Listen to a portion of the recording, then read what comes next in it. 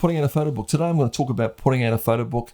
I'm going to share the experience that I've had over the last couple of years, some tips, some things that I picked up, some advice, and hopefully it'll help you to get out there and start publishing your own stuff.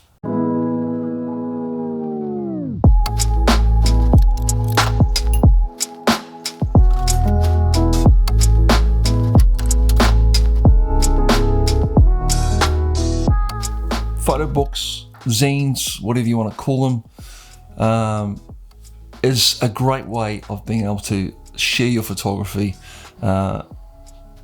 take your photography, make it real, make it tangible. For me anyway, putting a few books out in the last couple of years has been the coolest experience.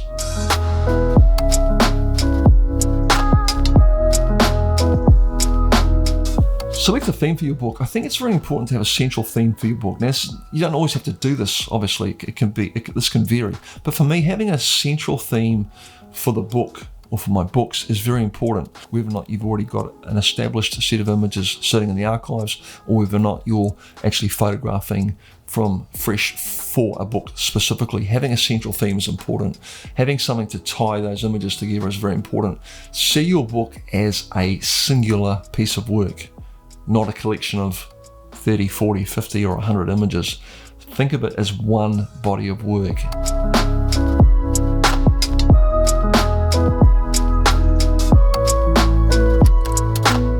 Be selective of your images. It's easy just to chuck your best 100 pictures together and put them in a book. Think about how they work together. Your book is not a greatest hits.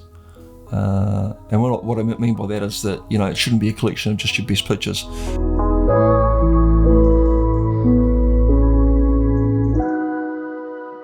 Deciding the format of your book. Visualizing the end product for me personally was very important. I couldn't start the process until I visually had something in mind. For me, this A5 format is just perfect. I'm able to put out a good quality product. I'm able to ship it reasonably inexpensively around the world. It's easy to package. Deciding on that and what's best for you, what works best for you, is a key component of the whole process.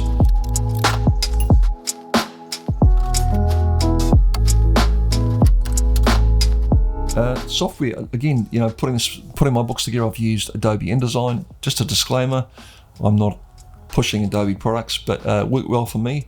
Very simple, very clean. It worked in well with my workflow. I'm using Adobe products to edit my images, so the whole package was easy.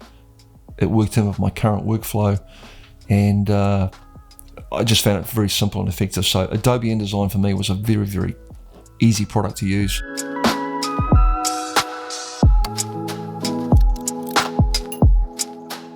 Let your images stew for a while. I mean, this is really important. I think, all too often we'll go out, take pictures and think that they're amazing.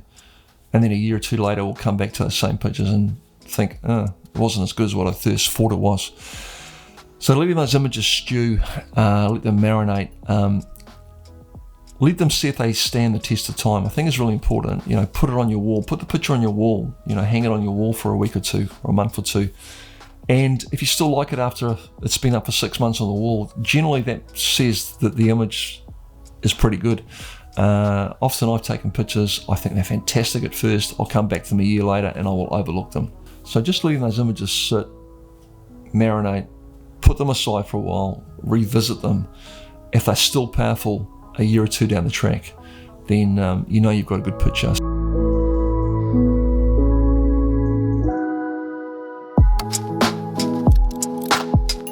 Less is more. Don't overpopulate your book with pictures. To me, photo books are at their best when they're short and they're concise. Putting too many pictures in a book, for me, can clutter things. It can complicate the process for the viewer. So, less is best, in my opinion.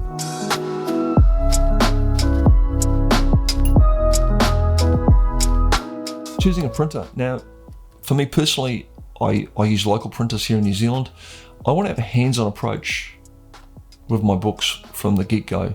I want to be able to talk to my printer. I want to build a relationship with them. And I think that's, for me personally, that's very important. I'm a bit old school. I just like to deal with people.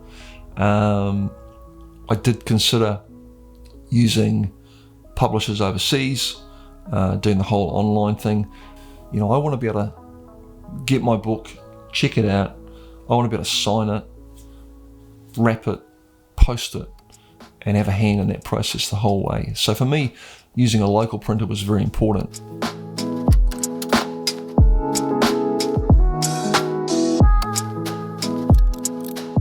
Talking about books, if you'd like to support the channel, you can do so by buying my book, Scenes from the Black Sand, which is available now from the website. I'll put a link up here for that. Put a link below for it also. Scenes from the Black Sand is available from the website for 30 New Zealand dollars. That includes free shipping. That's about, I think, 15 US dollars, 15 euros, 12 pound.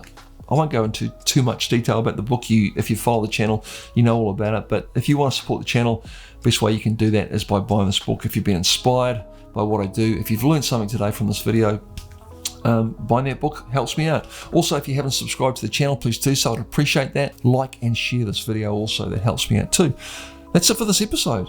Thanks for joining me. Thanks for kind of hanging out with me today. And, you know, I don't do a lot of these tutorial type videos, but I'm going to try and do a few more of them because I get so many questions and about this kind of thing. And putting out a little video like this actually is the easiest way for me to answer those questions. Thanks for joining me again. Please take care out there.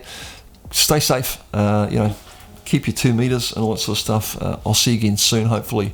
Until I do, haere rā from New Zealand. Goodbye. Thank you.